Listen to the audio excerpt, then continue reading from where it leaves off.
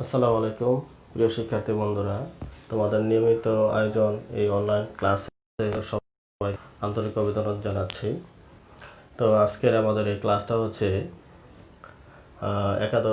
দ্বাদশ শ্রেণীর প্রথম পত্রের নবম অধ্যায় মুদ্রা এবং ব্যাংকিং। তো আজকে আমরা যে বিষয়টা নিয়ে আলোচনা করব সেটা হচ্ছে তিনটা টপিকস আমরা পড়ব। একটা হলো মুদ্রা কি, মুদ্রার কার্যাবলী আলোচনা করো বা মুদ্রার কাজ কি। দ্বিতীয়ত হলো যে ভ্যালু অফ মানি, অর্থের মূল্য, অর্থাৎ অর্থের মূল্য সম্পর্কে আমরা জানবো। পাশাপাশি আমরা আরেকটা গাণিতিক্যাল একটা টার্ম আমরা সলিউশন করব, সেটা হচ্ছে দাম স্তর কীভাবে নির্ণয় করা হয়, অর্থাৎ অর্থের সাথে যে দাম স্তরের যে একটা সম্পর্ক, এই সম্পর্কটা কীভাবে নির্ণয় করা যায়।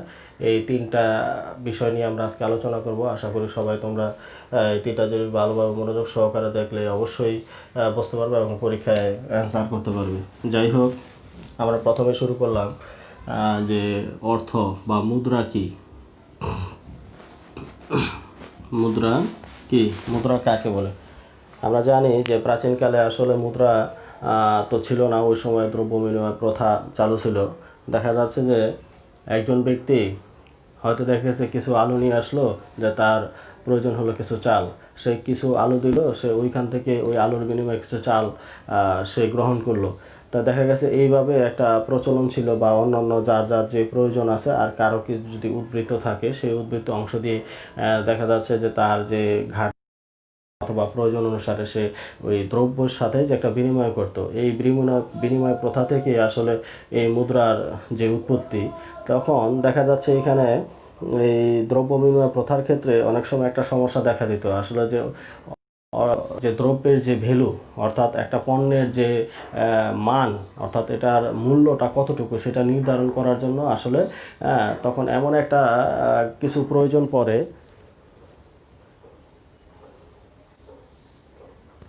এমন একটা কিছু প্রয়োজন পড়ে যে একটা মাধ্যম তৈরির প্রয়োজন হয়ে দাঁড়ায়। দেখা গেছে যে একটা দ্রব্যের যে তার ভ্যালু, অর্থাৎ তার যে মূল্য, এই মূল্যটা কতটা হবে, এরকম একটা সবার কাছে স্বীকৃতিস্বরূপ বা সবার কাছে গ্রহণযোগ্য এরকম একটা দ্রব্য বা এরকম একটা বিনিময়ের মাধ্যম প্রয়োজন হয়ে দাঁড়ায়। তখনই হয়তো দেখা গেছে এই অর্থটা বা মুদ্রার সৃষ্টি হয়। তো যাই হোক, আমরা মুদ্রার যে বলে যে প্রাচীন যে ইতিহাস, সেটা সম্বন্ধে জানলাম। এখন মুদ্রা কি, মুদ্রাটা হচ্ছে আসলে এটা হলো বিনিময়ের মাধ্যম। প্রধানত হলো সেটা বিনিময়ের মাধ্যম। বিনিময়ের মাধ্যমটা কি, দেখা গেছে মানুষ কিন্তু আসলে অর্থের নিজস্ব কোনো কিন্তু মূল্য নাই, কিন্তু এটা অর্থ দ্বারা কি করা হয়, একটা দ্রব্যের যে মূল্য, সেই মূল্যটা নির্ধারণ করা হয়। তখন কি করা গেছে, দেখা গেছে যে অর্থ দ্বারা আমি নির্দিষ্ট পরিমাণ যে একটা দ্রব্যপণ্য বা সেবা আমরা ক্রয় করতে পারি। অর্থাৎ একজনের অর্থ আছে, আরেকজনের পণ্য আছে, এখন তাদের মধ্যে যে একটা আদান প্রদান, অর্থাৎ বিনিময়ের যে মাধ্যম, এই মাধ্যম হিসেবে অর্থটা কাজ করে। প্রথমত হলো তাহলে কি, যে অর্থ হচ্ছে একটা বিনিময়ের মাধ্যম। তারপরে হচ্ছে মূল্য পরিমাপক। আরেকটা কি হলো, মূল্য পরিমাপক। মূল্য পরিমাপক মানে কি, যে একটা পণ্যের বা সেবার যে মূল্য, অর্থাৎ এটার যে উপযোগিতা, অর্থাৎ উপযোগিতাটা আসলে আমরা কীভাবে পরিমাপ করব, আমরা এটা তার মূল্য দ্বারা পরিমাপ করি। যেই জিনিসটা সবচেয়ে বেশি উপযোগী তার মূল্যটা বেশি থাকবে, যার কম উপযোগী সেটা কম থাকবে। এটা অবশ্য চাহিদা এবং যোগানের সাথে একটা সম্পর্কিত বিষয়। যদি যোগান অনেক বেশি থাকে, প্রয়োজনের তুলনায় যদি মূল্যটা বেশি থাকে, প্রয়োজনের তুলনায় যদি যোগানটা বেশি থাকে, তাহলে সেক্ষেত্রে তার ভ্যালু বা মূল্যটা কম থাকে। আবার চাহিদার তুলনায় যদি তার যোগানটা কম থাকে, তার মূল্যটা বেশি থাকে। অর্থাৎ একটা পণ্য বা সেবার যে মূল্য, অর্থাৎ তার যে ভ্যালু, তার যে উপযোগিতাটা, সেটা অর্থের দ্বারা পরিমাপ করা হয়। তাহলে দুইটা কন্ডিশন আমরা বুঝলাম কি, একটা হলো অর্থ হচ্ছে বিনিময়ের মাধ্যম, তারপরে হচ্ছে মূল্য পরিমাপক, আরেকটা হচ্ছে ভবিষ্যতের আশা সঞ্চয়। অর্থাৎ মানুষ তো খাদ্যশস্য বা সেবাটা সঞ্চয় করে রাখা সম্ভব হয় না। হয়তো একটা সীমিত সময়ের জন্য, স্বল্পকালীন সময়ের জন্য হয়তো দেখা যাচ্ছে দ্রব্য সামগ্রী বা সেবা এটা সংরক্ষণ করা যায়, কিন্তু আসলে ভবিষ্যৎ, অর্থাৎ 10, 15, 20 বা দীর্ঘকালের ক্ষেত্রে, সেক্ষেত্রে এই শস্য বা সেবা কিন্তু সঞ্চয় করে রাখা যায় না। তখন এমন একটা কিছু দরকার পড়ে, যেটা আসলে দীর্ঘকালীন সময়ের ক্ষেত্র দীর্ঘকালীন সময়ের ক্ষেত্রেও এটা সঞ্চয় রাখার যে প্রচেষ্টা, এই প্রচেষ্টার হিসাবেও আমরা এই শস্যটা না রেখেই দেখা গেছে আমরা কি করি, আমরা অর্থ বা যেটা মুদ্রা, এই মুদ্রাটা সঞ্চয় করে রাখি, যাতে ভবিষ্যতে আমরা এটা আবার কি করি, আমরা বিনিময়ের মাধ্যম হিসাবে আমাদের প্রয়োজন অনুসারে আমরা দ্রব্য সামগ্রী এবং সেবা ক্রয় করে থাকতে পারি। তাহলে এই যে তিনটা বিষয়, অর্থাৎ আমরা বললাম যে মুদ্রাটা কি, তাহলে মুদ্রাটা হচ্ছে যে সকল বস্তু বা যে সকল জিনিস বা যা দ্বারা বিনিময়ের মাধ্যম এবং মূল্য পরিমাপক এবং সঞ্চয়ের বাহক হিসেবে কাজ করা হয়, বা সকলের কাছে স্বীকৃতিস্বরূপ গ্রহণযোগ্য সে সকল বিষয় বা সে সকল জিনিসটি হবে মুদ্রা, অর্থাৎ সেটাই হবে মুদ্রা। অর্থাৎ বিষয়টা হলো মানে সংক্ষেপে আমরা যদি বলি যে মুদ্রা হচ্ছে এমন একটি বস্তু যেটা সকলের কাছে গ্রহণযোগ্য এবং স্বীকৃতিস্বরূপ, এটা আইনত সকলের কাছে গ্রহণযোগ্য এবং স্বীকৃতিস্বরূপ, স্বীকৃতিস্বরূপ, যা মূল্য বিনিময়ের মাধ্যম হিসেবে কাজ করে, মূল্য পরিমাপক হিসেবেও কাজ করে এবং কি ভবিষ্যতে সঞ্চয়ের বাহন হিসেবেও কাজ করে, তাই হচ্ছে মুদ্রা। এখন তাহলে আমরা বুঝলাম যে আসলে মুদ্রা কি, মুদ্রা কাকে বলে। এখন তোমাদের একটা এই বিষয়টা আসলে যে সংজ্ঞাটা আমরা পড়লাম, এই সংজ্ঞাটা থেকে আমাদের অনেকগুলা কাজ, অর্থাৎ মুদ্রার কাজ কি, এই সংজ্ঞার ভিতরে কিন্তু অনেকগুলা কাজ আছে। যেমন ওই যে আমরা বললাম যে কি বলে যে বিনিময়ের মাধ্যম হিসেবে কাজ করে, সঞ্চয়ের বাহন হিসেবে কাজ করে, বা আরেকটা হলো আমাদের বিনিময়ের মাধ্যম মূল্য পরিমাপক হিসেবে কাজ করে এবং সঞ্চয়ের বাহন হিসেবে কাজ করে, লেনদেনের জটিলতা যেটা সেটা ডিরেকশন করে, মানুষের যে সেবা এবং যে দ্রব্য সামগ্রী যেটা আদান প্রদান, এই ক্ষেত্রেও অনেক কাজ করে থাকে। অর্থাৎ এই মুদ্রাটা আমরা কাকে বলে সংজ্ঞাটা আমরা শিখলাম। এখন আসি আমরা ভ্যালু অফ মানি, অর্থাৎ মুদ্রার যে মূল্য, ভ্যালু অফ মানি, মুদ্রার মূল্য,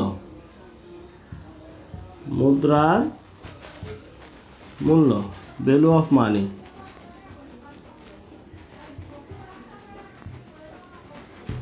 ভ্যালু অফ মানি অর্থাৎ মুদ্রার মূল্য কি,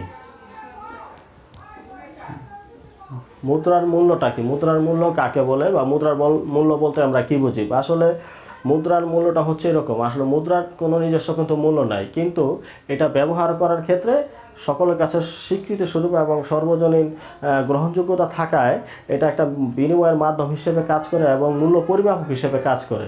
অর্থাৎ একটা নির্দিষ্ট পরিমাণ অর্থ দ্বারা যে পরিমাণ দ্রব্য সামগ্রী ও সেবা ক্রয় করা যায়, সেটাই হচ্ছে অর্থের মূল্য বা মুদ্রার মূল্য। অর্থাৎ প্রিয় শিক্ষার্থী বন্ধুরা, একটু খেয়াল করি আমরা সংক্ষেপে যদি আমরা বলতে চাই যে একটা নির্দিষ্ট পরিমাণ অর্থ দ্বারা যে পরিমাণ দ্রব্য সামগ্রী এবং সেবা ক্রয় করা যায় তাকেই বলা হয় অর্থের মূল্য। অর্থাৎ একটা নির্দিষ্ট পরিমাণ অর্থ দ্বারা যে পরিমাণ দ্রব্য সামগ্রী ক্রয় করা হয়, অথবা আরেকটাভাবে আমরা বলতে পারি, আরেকটা বলতে ক্রয়যোগ্যতা, অর্থাৎ বলে অর্থের দ্বারা যে ক্রয়যোগ্যতা হয়, অর্থাৎ ক্রয় করার যে ক্ষমতাটা, এটাকে বলা হয় মূল্য। নির্দিষ্ট পরিমাণ অর্থ দ্বারা যে পরিমাণ দ্রব্য সামগ্রী এবং সেবা ক্রয় করা যায় তাকে বলা হয় ভ্যালু অফ মানি বা অর্থের মূল্য। এখন এই অর্থের সাথে দ্রব্যমূল্যের সাথে সম্পর্কটা কীরকম, অর্থের যে যোগান তার সম্পর্ক কীরূপ এবং দ্রব্যমূল্যের সাথে সম্পর্কটা কীরূপ, সেটা আমরা একটু জানবো। এখন একটু খেয়াল করি আমরা সবাই যে একটা নির্দিষ্ট পরিমাণ যে অর্থ, আমার যেমন মনে করো বর্তমানে একটা দ্রব্যর দাম 10 টাকা, সময়ের ব্যবধানের প্রেক্ষিতে এই দ্রব্যটার দাম হয়ে গেল 20 টাকা।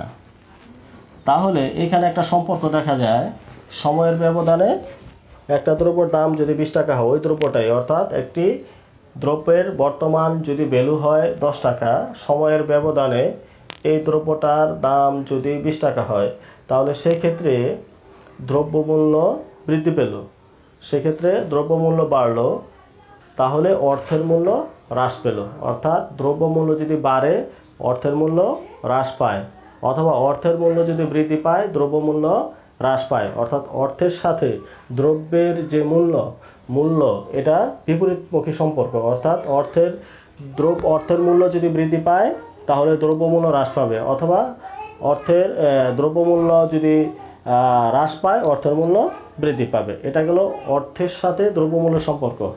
অর্থের যোগানের সাথে যে যোগানের সাথে যে অর্থের যে মূল্য বা ভ্যালু, এটার একটা সম্পর্ক আছে। দেখি আমরা, অর্থের মূল্য যদি বৃদ্ধি পায়, অর্থের যোগান যদি বাড়ে, তাহলে অর্থের যোগান বাড়লেও অর্থের মূল্য কমে। অর্থাৎ যে হারে অর্থের মূল্য বৃদ্ধি পাবে, যে হারে অর্থের যোগান বৃদ্ধি পাবে, অর্থের মূল্য ঠিক সেই হারেই হ্রাস পাবে। অথবা অর্থের যোগান যদি হ্রাস হয়, তাহলে অর্থের মূল্য বৃদ্ধি পায়। অর্থাৎ সেই ক্ষেত্রে আমরা দুটো বিষয় শিখলাম। অর্থাৎ অর্থের সাথে দ্রব্যমূল্যের একটা সম্পর্ক, অর্থের যোগানের সাথে অর্থের মূল্যের একটা সম্পর্ক। এটা দুটোটাই কি বিপরীতমুখী সম্পর্ক। এখন আমরা একটু আসি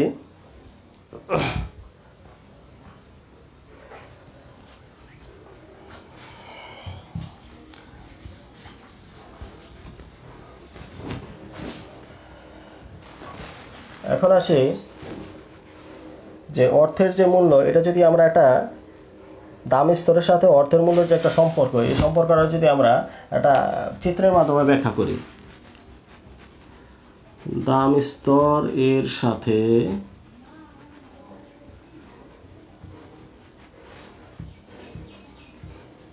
অর্থের মূল্য, দাম স্তরের সাথে অর্থের মূল্য যে একটা সম্পর্ক, এটা যদি আমরা একটা গ্রাফ এর মাধ্যমে দেখাই, তাহলে সেই ক্ষেত্রে আমরা কী পাবো। এর আগে আমরা একটু বলি যে আরভিং ফিশার উনি অর্থের যে মূল্য, অর্থাৎ দাম স্তর অর্থের মূল্য সম্পর্কে যে একটা সমীকরণ বা দেখিয়েছেন, অর্থাৎ দাম স্তরের সাথে যে একটা সম্পর্ক দেখিয়েছে, একটা সূত্র, সেটা হলো টি সমান,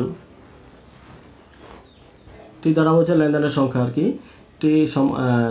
দাম স্তর পি সমান, অর্থাৎ প্রাইস লেভেল, পি সমান M V plus M prime B prime by T. এখানে হচ্ছে এম হচ্ছে বিহিত মুদ্রা, মোট বিহিত মুদ্রার পরিমাণ, এ বি হচ্ছে অর্থের প্রচলন গতি, এম ওয়ান হচ্ছে ব্যাংক মুদ্রার পরিমাণ, বি ওয়ান হচ্ছে ব্যাংক মুদ্রার প্রচলন গতি, আর টি হচ্ছে লেনদেনের সংখ্যা। হ্যাঁ, আর এটাকে যদি আমরা দাম স্তর,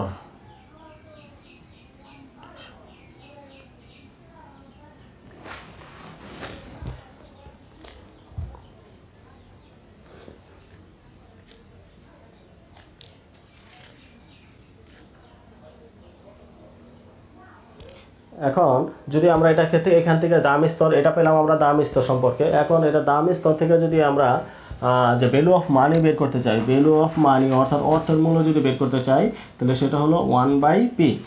এটা হলো সূত্রটা হচ্ছে 1/p। এই দুটো সূত্র আমার কাজে লাগবে।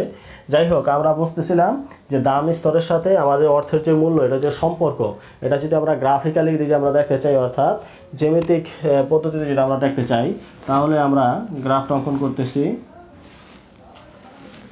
এটাকে দিলাম আমরা 0p, পি হচ্ছে, এটা হচ্ছে দাম স্তর, এটা হলো দাম স্তর, আর এটা হলো ভ্যালু অফ মানি অর্থাৎ অর্থের মূল্য।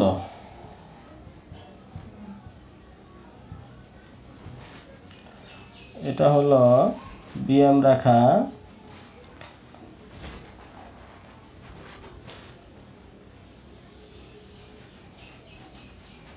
বিএম রেখা।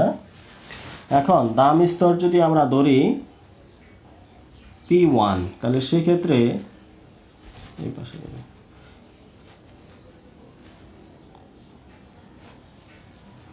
দাম স্তর যদি OP1 হয়, তাহলে অর্থের মূল্য হয় BM1। একটু খেয়াল করি আমরা প্রিয় শিক্ষার্থী বন্ধুরা।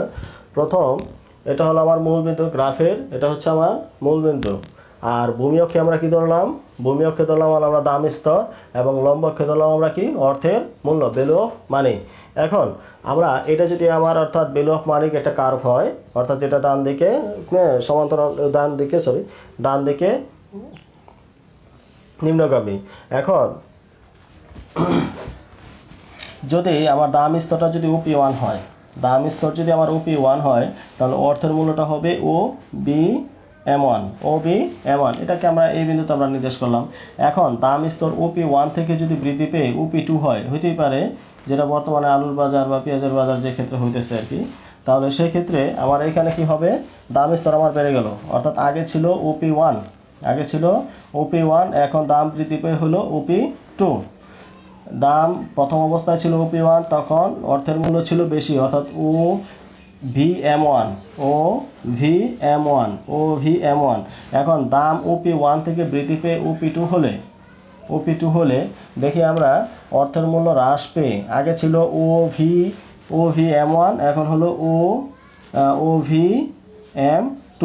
আগে ছিল বেশি, এখন অর্থের মূল্য কমে গেল। কী কারণে কমে গেল, এটা যদি আমরা বিন্দুতে দেখাই আর কি।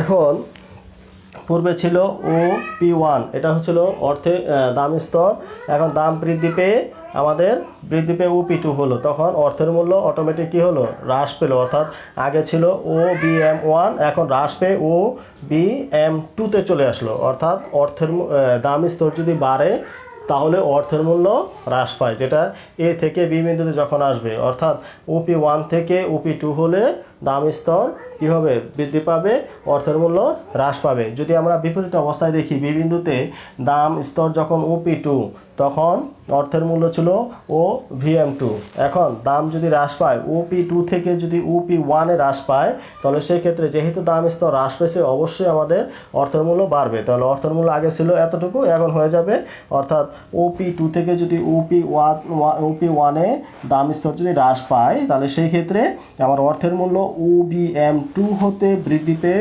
OBM1-এ আসে। তাহলে আমরা বুঝতে পারলাম কি, আসলে দাম স্তর যদি বাড়ে তাহলে অর্থের মূল্য কমে, আর যদি দাম স্তর যদি কমে অর্থের মূল্য বাড়ে। এটি হলো আমাদের সম্পর্ক, অর্থাৎ দাম স্তরের সাথে অর্থের যে মূল্য তার যে একটা সম্পর্ক, অর্থাৎ এই সম্পর্কটা হলো বিপরীতমুখী সম্পর্ক।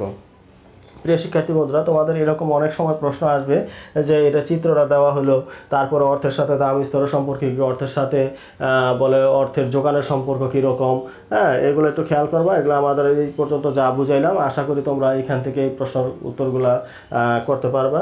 এরপরে আরেকটা ছোট একটা বিষয়, দাম স্তর নির্ণয় করা এবং অর্থের মূল্য হ্রাস বা বৃদ্ধি পাওয়া।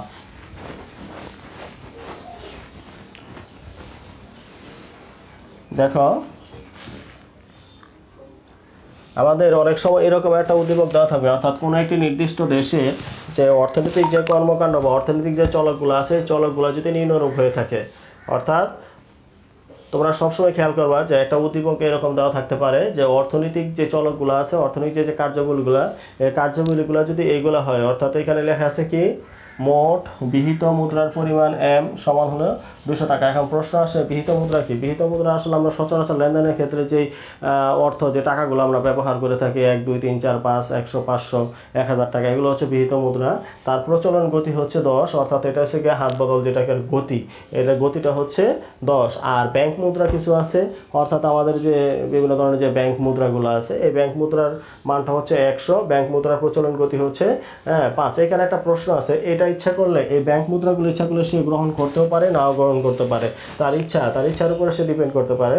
হ্যাঁ, ব্যাংক মুদ্রা এগুলা তার কি বলে যে ক্রেতা বা ব্যক্তির উপর ডিপেন্ড করে। আর বিহিত যে মুদ্রাগুলো আছে, এটা হচ্ছে কি আইনত সবার কাছে এটা গ্রহণ করতে বাধ্য থাকে এবং প্রদান করতে সে বাধ্য থাকবে। এগুলো হচ্ছে বিহিত মুদ্রা। আর হচ্ছে ব্যাংক মুদ্রা। বিহিত মুদ্রা প্রচলন গতি P = 10, আর ব্যাংক মুদ্রার পরিমাণ হচ্ছে M প্রাইম = 100, ব্যাংক মুদ্রার প্রচলন গতি P1 = হলো 500। আর লেনদেনের পরিমাণ, অর্থাৎ এটা লেনদেনের পরিমাণ হবে কি T = 100। এখন এরকম যদি প্রশ্ন দেওয়া থাকলে, এরকম যদি অর্থনৈতিক কর্মকাণ্ড পরিচালিত হয়, তাহলে সেই ক্ষেত্রে আমাদের বলে যে দাম স্তর অথবা বলে অর্থের মূল্য নির্ণয় করো। যদি আমাদের অর্থের মূল্য নির্ণয় করে, একটা প্রশ্ন দিল দাম স্তর অথবা অর্থের মূল্য নির্ণয় করো, আমাদের প্রশ্ন উদ্দীপক হতে দাম স্তর P এবং অর্থের মূল্য এটা কি ভ্যালু অফ মানি নির্ণয় করো, এরকম যদি কোনো প্রশ্ন আসে নির্ণয় করো, তাহলে সেই ক্ষেত্রে আমরা যে পদক্ষেপ গ্রহণ করব একটু খেয়াল করি। আমাদের আরবিং ফিশারের যে দাম স্তরের যে সমীকরণ, অর্থাৎ সূত্রটা ছিল আরবিং ফিশারের যে সূত্র, অর্থাৎ পি মানে হচ্ছে প্রাইস লেভেল, P সমান হচ্ছে কি price level, price level P সমান হচ্ছে প্রাইস লেভেল অর্থাৎ দাম স্তর সমান M into B plus M prime B prime by T. এটা হচ্ছে আমার সমীকরণ অর্থাৎ সূত্র।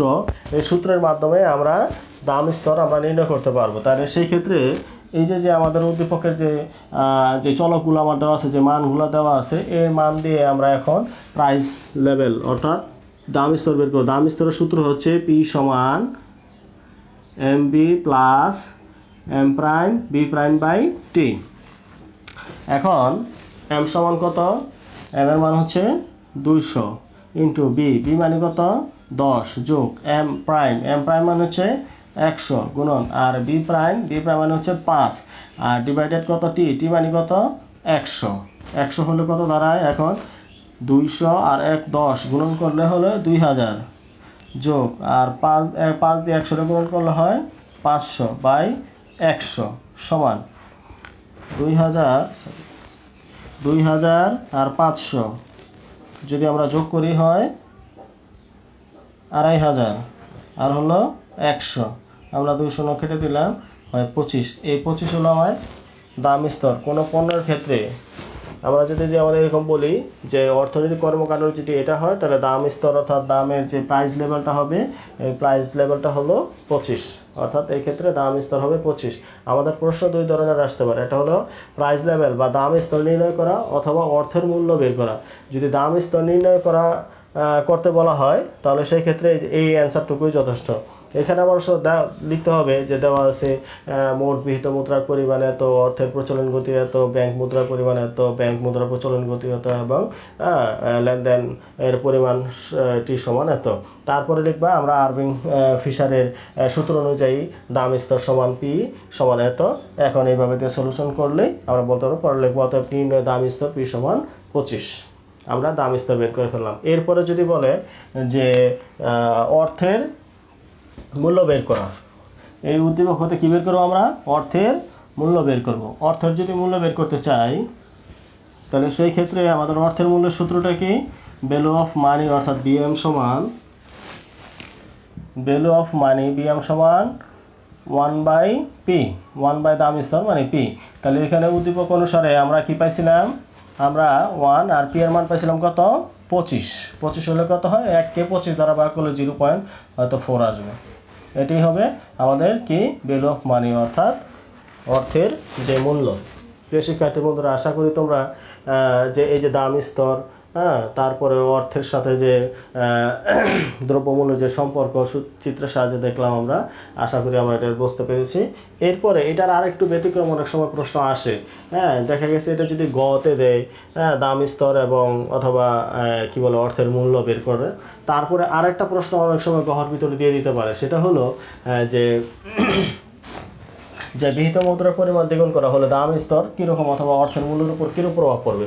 অথবা এরকমও দিতে পারে ব্যাংক মুদ্রার পরিমাণ দ্বিগুণ করা হলে বা হ্রাস করা হলে দাম স্তরের উপর কীরূপ প্রভাব পড়বে, দাম স্তরের উপর কীরূপ প্রভাব পড়বে অথবা অর্থের মূল্যের উপর কীরূপ প্রভাব পড়বে। অর্থাৎ প্রভাবটা হলো আসলে এটা কি পজিটিভ প্রভাব না নেগেটিভ প্রভাব, আগে কীরকম ছিল এখন কীরকম আছে। যদি এই ধরনের কোনো কোশ্চেন আসে, এই ধরনের কোনো বিষয় যদি আমাদের জানতে চাওয়া হয়, তাহলে সেই ক্ষেত্রে দেখো আমরা কীভাবে করব।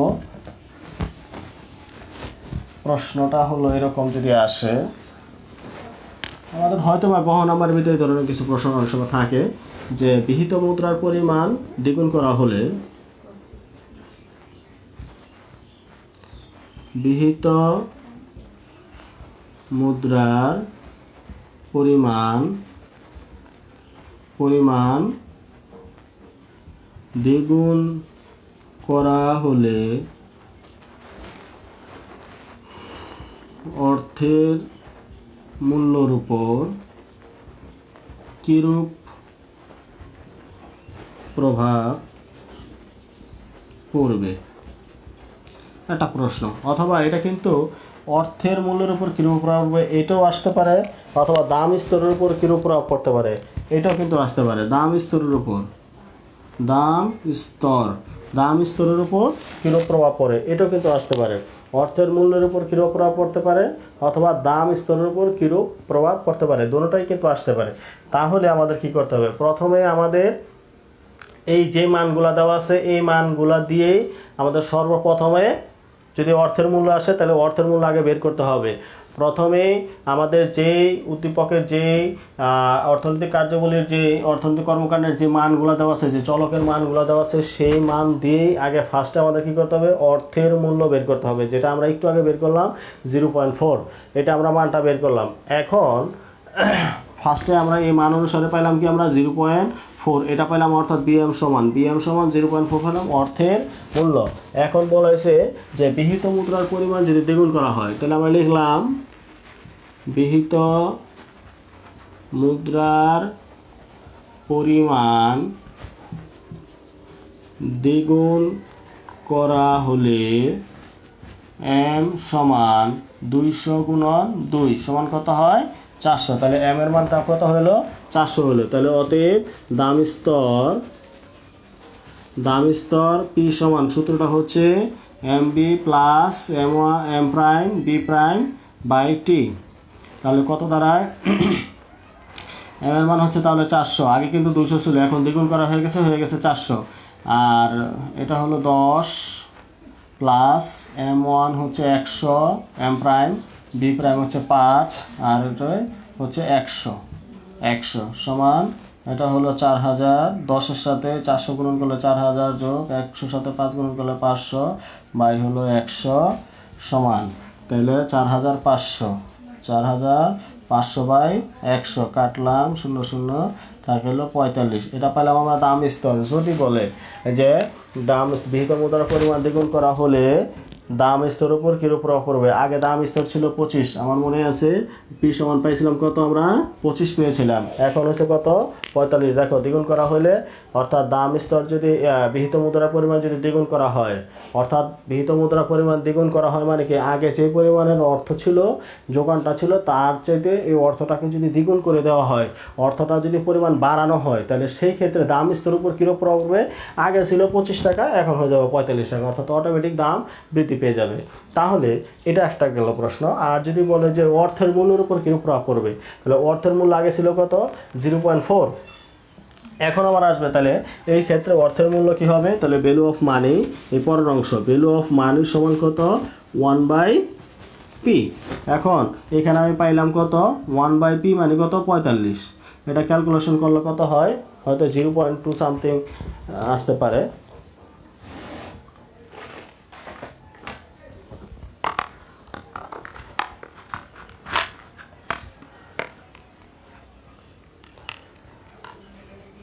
ওয়ান ডিভাইডেড 45,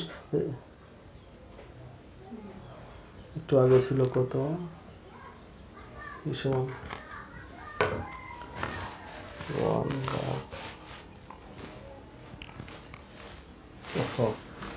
শিক্ষার্থী বন্ধুরা, ফার্স্টে যেটা আমরা করছিলাম, যে আমাদের প্রথম চান্সে যেটা করছিলাম আমরা পি সমান পাইছিলাম 25, তাইলে ভ্যালু অফ মানি হবে 1/25, এটার মান ছিল 0.04, আর এখন এটা আসতেছে 1/45 সমান 0.022 ইত্যাদি ইত্যাদি।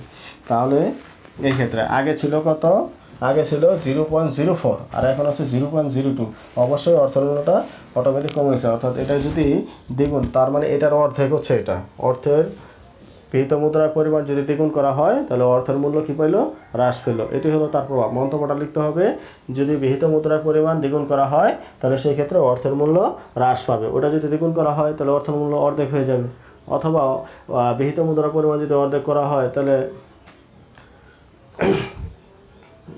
অর্থের মূল্যটা বৃদ্ধি পাবে, অর্থাৎ দ্বিগুণ হয়ে যাবে। এই হলো বিষয়, অর্থাৎ অর্থের সাথে, অর্থাৎ যে যোগানের সাথে দ্রব্যমূল্য এবং দামের অর্থের যে মূল্য সেটার সাথে বিপরীতমুখী সম্পর্ক। প্রিয় শিক্ষার্থী বন্ধুরা, তো আজকে এই পর্যন্তই আমরা তিনটা টপিকস নিয়ে আমরা আলোচনা করলাম।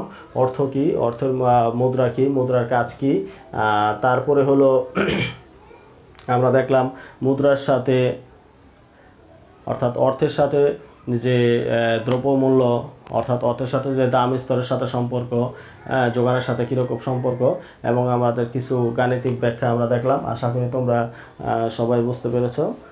পরবর্তী ক্লাসের তোমাদের আমন্ত্রণ জানিয়ে আজকে এখানে শেষ করলাম। আল্লাহ হাফেজ।